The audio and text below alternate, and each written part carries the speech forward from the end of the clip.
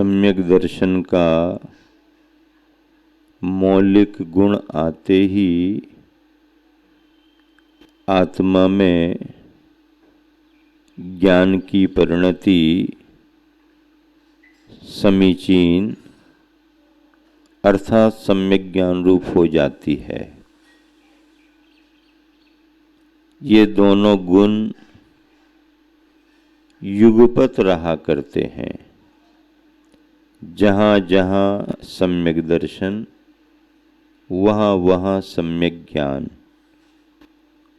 और जहाँ जहाँ सम्यक ज्ञान वहाँ वहाँ सम्यक दर्शन गुण रहता है। ज्ञान जानने का काम करता है। ज्ञान संवेदनशील है। सम्यक दर्शन श्रद्धान को लेकर के आगे बढ़ता है। सम्यक दर्शन हमारी दृष्टि को निर्मल करता है। गुरुवर आचार्य ने फिरोजाबाद में सन 1975 में जब प्रवचन दिया तो सम्यक दर्शन की विशेषताओं को बतलाते हुए उन्होंने यही कहा सभी विद्वानों से कि सम्यक दर्शन का मतलब है हमारी दृष्टि की निर्मलता, हमारे देखने का नजरिया, हमारे श्रद्धान में समीचीनता, इसका नाम सम्यक दर्शन है।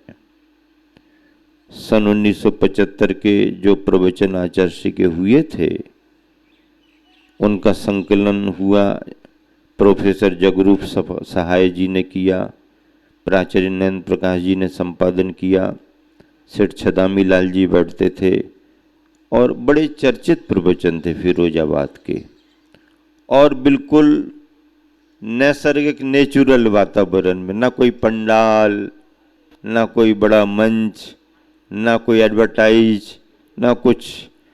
लेकिन प्राचार्य महोदय बताते थे कि आचार्य श्री प्रवचन को बैठें कि उसके पहले ही लोग उपस्थित हो जाते थे, क्योंकि समाज बड़ी थी, शहर बड़ा था। आचार्य श्री जैसे प्रमुख उपदेशक उनको मिले, चर्या बोलती थी उनकी, उनका ज्ञान बोलता था, उनका चारित्र बोलता था, लोग खूब लाभ लेते थे। तो सम्यक दर्शन की व्याख्या में गुरुवर आचार्य ने दृष्टि की निर्मलता कहा। अब जब सम्यक दर्शन के साथ सम्यक ज्ञान जुड़ता है तो सम्यक ज्ञान को क्या कहें? तत्व की सही सही समझ, तत्व के बारे में सही सही समझ होना, सही सही श्रद्धान होना सम्यक दर्शन है, और सही सही उसकी समझ होना तत्व की, तत्व ज्ञान की, इसका नाम सम्यक ज्ञान है। ज्ञान ही महत्वपूर्ण नहीं है, महत्वपूर्ण सम्यक ज्ञान है। ज्ञान तो आज भी दुनिया में सभी को बहुत है, सभी प्रकार का है, सभी प्रकार का ज्ञान है। प्रोफेसर को अपने पढ़ाने लिखाने का है, डॉक्टर को मेडिकल लाइन का है, इंजीनियर को अपने तकनीकी का है, वकील को अपने कायदे कानूनों का ज्ञान है, ठेकेदार व्यापारी को उसकी अपनी लाइन का ज्ञान है, किसान को अपनी किसानी का ज्ञान है, विद्यार्थी को अपने सिलेबस पढ़ाई लिखाई का ज्ञान है।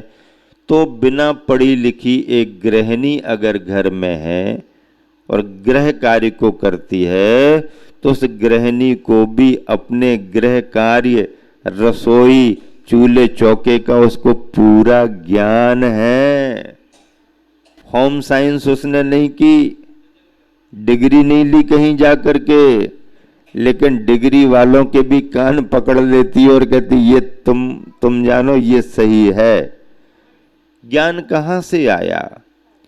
ये ज्ञान सबको अपनी अपनी विधा का है, लेकिन इस ज्ञान से पेट तो भर सकता है, लेकिन आत्मा को खुराक नहीं मिल सकती।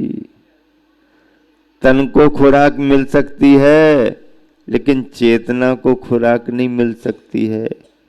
चेतना को खुराक किससे मिलेगी? चेतना को खुराक सम्यक ज्ञान से मिलेगी।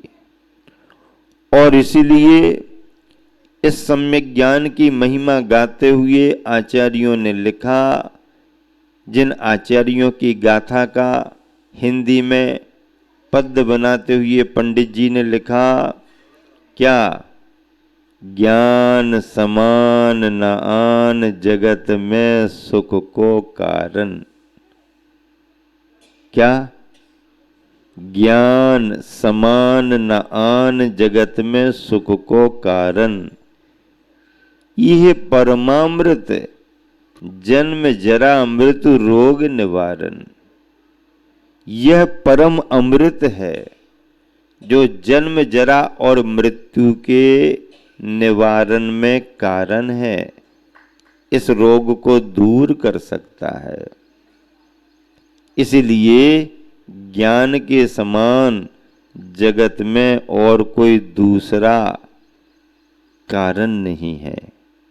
सुख का, किसका कारण नहीं है? सुख का। सुखी होने का उपाय व्यक्ति की अपनी ज्ञान चेतना है। परिस्थिति दुख की भी बन सकती है, परिस्थिति सुख की भी बन सकती है, लेकिन सुख होने पर भी अगर तुम्हारे विचार सुख रूप नहीं है, सुख के साधन है, सुख की सामग्री है, पर तुम्हारे विचार उस समय सुख का अनुभव करने वाले नहीं, तो वो साधन सामग्री क्या कराएंगे? और समय प्रतिकूलता का है, परेशानी का है, दुख की स्थिति है, साधन सारे प्रतिकूल हैं, सामग्रियां प्रतिकूल हैं, तो क्या तुम दुखी ही हो जाओगे? हो सकते हो उन साधन सामग्रियों के अधीन हो सकते हो, लेकिन हो ही जाओ ये कोई जरूरी नहीं है। महल में रहने वाला भी दुखी मिल सकता है और जंगल में रहने वाला भी सुखी नजर आ सकता है। विचारों की परिणति है। विचार अंदर के हमारे जैसे होते हैं, वैसा हमारा अनुभव बनता है। सम्यक ज्ञान विचारों की ऐसी खुराक देता है कि उपवास के दिन भी चेहरे पर चमक बनी रहती है। और अगर सम्यक ज्ञान की खुराक तुम्हारे पास नहीं है तो दिन भर भोजन भी करते रहो तो भी अंदर से करंट उठने वाला नहीं है। करंट कहाँ से उठेगा? करंट तो विचारों से उठेगा भाई। हाँ, विचारों की ऊर्जा सबसे बड़ी ऊर्जा मानी गई है। विचारों की ताकत सबसे बड़ी ताकत मानी गई है। एक विचारक जब समाज में खड़ा होकर के अपने विचारों का प्रक्षेपण करता है तो समाज हिल जाती है। हाँ, समाज हिलने लगती है, समाज के विचार हिलने लगते हैं। क्यों? विचारक ने अपने विचारों का प्रक्षेपण किया, अपने विचार तुम्हारे सामने रखे। तालाब का पानी ठहरा हुआ है, शांत है, जरा सा भी हिलडुल नहीं रहा, और किनारे पर खड़े होकर के किसी एक व्यक्ति ने एक कंकर उठाया और क्या किया? पानी में फेंक दिया। अब जो कंकर गिरा पानी में तो पानी की स्थिति क्या बनी? और ऐसा करते करते पानी इस किनारे से उस किनारे पहुंच जाता है। पानी में हलचल हो गई, गोल बना, गोल में गोल, गोल में गोल, बलय में बलय, बलय में बलय, बलय में बलय, और पानी पूरा हिलने लगता है। पानी शांत था, ठहरा हुआ था, लेकिन ये कैसे हिलने डुलने लगा? पानी में ये स्पंदन कैसे होने लगा? कंकर फेंका गया, एक कंकर ने ठहरे हुए पानी को हिला दिया। जब कोई एक मुनि, गुरु, आचार्य समाज के बीच आकर के धर्मोपदेश के रूप में अपने विचारों के कंकर फेंकते हैं, तो ये समाज और समाज के विचार हिलने डुलने लगते हैं, हिलने डुलने लगते हैं। हाँ, चेतना जागृत हो जाती है। आज पूरा हिंदुस्तान दिगंबर मुनियों से परिचित हो गया, पूरा हिंदुस्तान, हिंदुस्तान के बाहर के लोग भी दिगंबर मुनि की चर्या को जानने लगे। पहले कौन जानता था? पहले कौन जानता था? जैनियों में ऐसे मुनि होते हैं, केवल इतनी जानकारी होती थी, उनकी चर्या क्या है, उनके विचार क्या है, उनकी तपस्या क्या है, इससे कितने लोग परिचित थे? जैन ही परिचित नहीं थे। शांति सागर जी महाराज जी के जमाने की बात है। शांति सागर जी महाराज जी एक गांव से दूसरे गांव जा रहे हैं, और जिस गांव जा रहे हैं वहां पर 10, 5, 15 घर जैनियों की हैं, बाकी अजैनियों के हैं। जैनियों को पता ही नहीं हमारे महाराज क्या है, कौन आ रहे कौन जा रहे, तो अजैन लोग जाकर के बताते थे कि तुम्हारे महाराज जी आ रहे हैं और गांव के बाहर तक आ चुके हैं। तब वो खेती किसानी करने वाले जैनी अब क्या करना, कैसा करना, क्या करना, कैसा करना, अपने यहाँ आएंगे तो अपन क्या करेंगे, और कैसे लाना, कैसे विनय करना, कैसे निवेदन करना, कैसे उनको विराजमान करना, कुछ नहीं जानते। और अगर शाम का समय है तो कोई कोई जैनी, महाराज अभी अंधेरा नहीं हुआ है, अंधौ हो सकती क्या?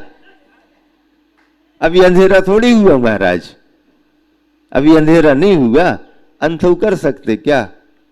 श्रद्धा तो है कि महाराज आए हैं, भोजन को पूछ लो, मतलब, लेकिन ये पता नहीं है कि सुबह आहार किया कि नहीं किया, अब सुबह आहार कर लिया तो शाम को करेंगे कि नहीं करेंगे, ये ज्ञान नहीं था।